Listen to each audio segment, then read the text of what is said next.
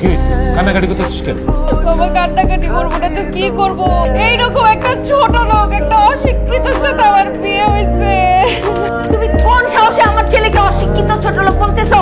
অশিক্ষিত ছোট লোক বলছি কারণ সে রিক্সা চালায়। এখন আপনি বলেন, ও যদি অশিক্ষিত না হইতো তাহলে কি রিক্সা চালাইতো? আমার ছেলে রিক্সা চালাবে কেন? এইটা আমি বিশ্বাস করি না। চুপ করে দাঁড়ায় আছো কেন? গুণধর মায়ের গুণধর সন্তান, বলতেছো না কেন যে তুমি রিক্সা চালাও? তুই চুপ করে থাকিস না, তুই কিছু একটা বল। এরা কি বলছে? হ্যাঁ বাবা, শান্তি ঠিক কথাই বলছে, আমি রিক্সা চালাচ্ছি। এবার আমার কথা বিশ্বাস হলো তো শাশুড়ি আম্মা যে আপনার ছেলে রিক্সা চালায়? এবার বুঝছেন আমি যে আপনার ছেলেকে ছোট লোক বলছি, অশিক্ষিত বলছি, এমনি এমনি বলি নাই। সে আসলে অশিক্ষিত, আসলে একটা ছোট লোক। সমুদ্রে আমি এত কষ্ট করে লেখাপড়া শিখে বড় করছি, তোর বোন সেইভাবে অপমানিত হওয়ার জন্য কেন রিক্সা চালাস? তুই সত্য করে কর। যে কারণেই হোক আপনার ছেলে তো রিক্সা চালায় না? ছি ছি ছি ছি, ওর ভাবতেই অবাক লাগছে। আমার মেয়ের জামাই রিক্সা চালায়। আপনাদের কোনো মান সম্মান না থাকতে পারে, কিন্তু আমার তো মান সম্মান আছে। বাইরে যদি জানাজানি হয়ে যায় যে আমার মেয়ের জামাই রিক্সা চালায়, তাহলে আমার মান সম্মান কিছুই তো থাকবে না। আমি মুখ দেখাতে পারবো না। আমি যদি জানতাম ওদের ফ্যামিলি এরকম ছোট লোক, এরকম রিক্সাওয়ালার ফ্যামিলি, তাইলে আমি জীবন নিয়েও এখানে বিয়ে করতাম না।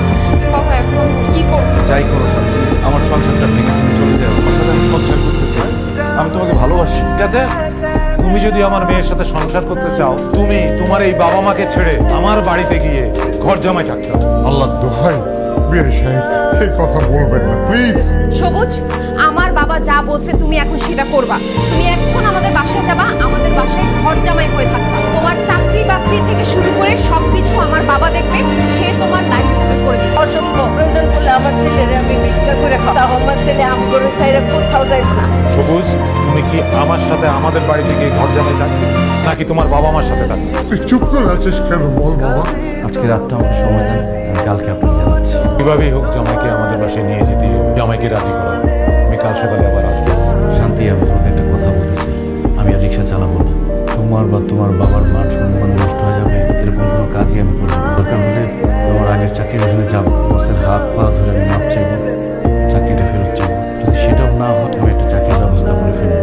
প্লিজ, তুমি আমাকে আমার বাসা ছেড়ে, আমার বাবা মাকে ছেড়ে চলে যেতে বলো। তোমার কাছ থেকে তুমি আমাকে আলাদা করো। আমি আমার বাবা মার সাথেও একসাথে থাকতে চাই। তখন না সব কিছু হলে তুমি, আমি, আমার বাবা মা একসাথে সুখে শান্তিতে থাকি। সরি, তোমাকে আমি এই শান্তিটা দিতে পারতেছি। তোমার এই বাসায় থাকলে আমাকে ঢুকে ঢুকে জীবন কাটাইতে হবে, এইটা আমি কোনোদিনও পারবো না। দেখো, আমাদের বাসায় গেলে তোমার জন্যই ভালো হবে। আমার বাবা তোমাকে একদম সেটেল করে দিবে, তোমার লাইফ নিয়ে কখনো কোনো টেনশনই থাকবে না। কালকে সকালবেলা বাবা আসবে, তুমি সবকিছু গুছিয়ে নাও, তুমি আমি বাবার বাড়িতে চলো। আর যদি তুমি আমার সাথে আমার বাবার বাড়িতে না যাও, ঘর জামাই না থাকো, তাইলে তোমাকে আমি ডিভোর্স দিব, তোমার সাথে আমি সংসার করবো। এখন তুমি ভেবে দেখো তুমি কি করবে। সবুজ, এই সবুজ, আপা, আম্মা। কি হয়েছে বৌমা? তোমার শাশুড়ি তো ছাদে গেছে। এই, তুমি কাঁদতেছো কেন? আম্মা সবুজ বাড়ি ছেড়ে চলে গেছে। আম্মা সবকিছুই চিঠিতে লেগে গেছে। সবুজের মা সর্বনাশ হয়ে গেছে। আজকে 7টা দিন হয়ে গেল, সবুজের খোঁজ নাই। আপা, সবুজের কোনো খবর পাইছো? হাসপাতাল, সব জায়গায় খোঁজ করছে। আমার যত লোকজন আছে সবাই খুঁজে বেড়াচ্ছে, জামাই বাবাকে খুঁজে বেড়াচ্ছে। ভাবি, সর্বনাশ হয়ে গেছে ভাবি। ভাবি, সবুজ স্যার আর নাই ভাবি, সবুজ স্যার মারা গেছে ভাবি। সকালবেলা সবুজ স্যার আনমনে হয়ে রেল লাইন দিয়ে হাঁটতেছিল, হঠাৎ করে একটা ট্রেন এসে সবুজ স্যারের উপর দিয়ে চলে যায়। সবুজ স্যার দেহটারে ছিন্ন বিচ্ছিন্ন করে ফেলায়, সবুজ স্যার এখানে মারা যায়। একবার আমার ছেলেরে দেখতে চাই। জোর করে ঘর জামাই থাকতে বলছি, সেই করতে যে বাড়ি ছেড়ে চলে গেছে। সবুজ, তুমি ফিরে আসো। তুমি যেইভাবে বলবো আমি সেইভাবে চলবো। তোমার দোষ না, সব দোষ আমার। আমি দিন রাত খালি সংসারে অশান্তি করছি গো মা। আমার সবুজ সহ্য করতে পারে নাই, শান্তি পায় নাই। তোমাদেরকে ঠিক এই কথাটাই বোঝানোর চেষ্টা করছি। তোমার কিছু হয় নাই? আমি বান্টিকে বলছিলাম যাতে সে এসে তোমাদেরকে বলে আমি মারা গেছি। কেন রে বাবা? এই তুই মরা মিথ্যা নাটক কেন করতে? এই পরিবারের শান্তি ফিরে আনার জন্য। আমার গার্লফ্রেন্ড শান্তি বিয়ে করলে নাকি আমার জীবনে শান্তি আসবে। আমি শান্তিকে বিয়ে করি। বিয়ের পর বউ শাশুড়ির ঝগড়া আর আমাদের পরিবারের দারিদ্রতার জন্য আমার জীবনের অশান্তি আরো 4 গুণ বেড়ে গেল। তবুও আমি শান্তি খোঁজার চেষ্টা করছি অফিসের কাজের মধ্যে, কিন্তু সেখানেও শান্তি পাই। আমি বুঝতে পারছিলাম না কিভাবে আমি আমার সংসার চালাবো, বাসা ভাড়া দিব, পরিবারের খরচ চালাবো, বাবা মার খরচ চালাবো, শেষ পর্যন্ত আমি রিক্সা চালাবো শুরু করি।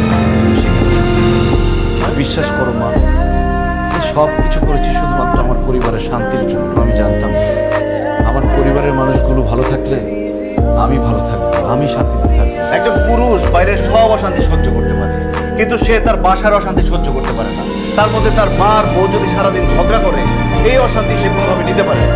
মা, আমি অনেক চেষ্টা করছি তোমার আর শান্তির মধ্যে মিল করার অনেক চেষ্টা করছি, কিন্তু আমি পারি নাই।